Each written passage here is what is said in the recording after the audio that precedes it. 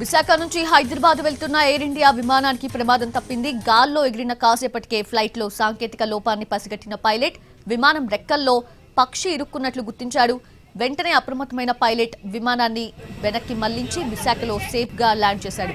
ఆ సమయంలో విమానంలో 103 మంది ప్రయాణికులు ఉన్నారు. ప్రమాదం తప్పడంతో ప్రయాణికులు ఊపిరి పీల్చుకున్నారు. రిపేర్ పూర్తి కాకపోవడంతో ప్రయాణికులను ఇతర విమానాల్లో పంపించే ప్రయత్నం చేస్తున్నారు అధికారులు.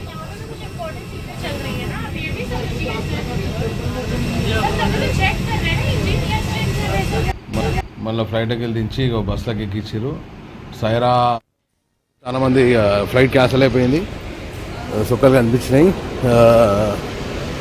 ఇప్పుడు ఫ్లైట్ వద్దు, ఇక బస్సు ఎక్కుదామని వెళ్తున్నా. అందరికీ గాడ్ గ్రేస్ సెకండ్ లైఫ్ ఇచ్చాను అనుకుంటున్నాను దేవుడు. థ్యాంక్ యూ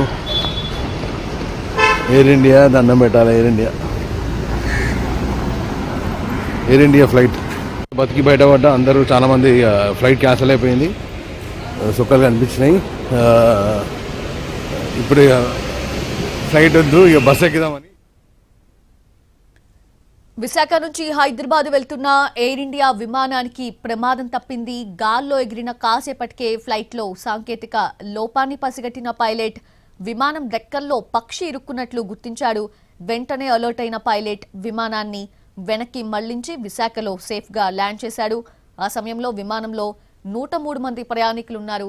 ప్రమాదం తప్పడంతో ప్రయాణికులందరూ కూడా ఊపిరి పీల్చుకున్నారు. అయితే రిపేర్ పూర్తి కాకపోవడంతో ప్రయాణికులను ఇతర విమానాల్లో పంపించే ప్రయత్నం అయితే చేస్తున్నారు అధికారులు. బయటపడ్డ అందరూ చాలా మంది ఫ్లైట్ క్యాన్సిల్ అయిపోయింది. సుఖాలు కనిపించినాయి. ఇప్పుడు ఫ్లైట్ వద్దు, ఇక బస్సు ఎక్కుదామని వెళ్తున్నా. అందరికీ గాడ్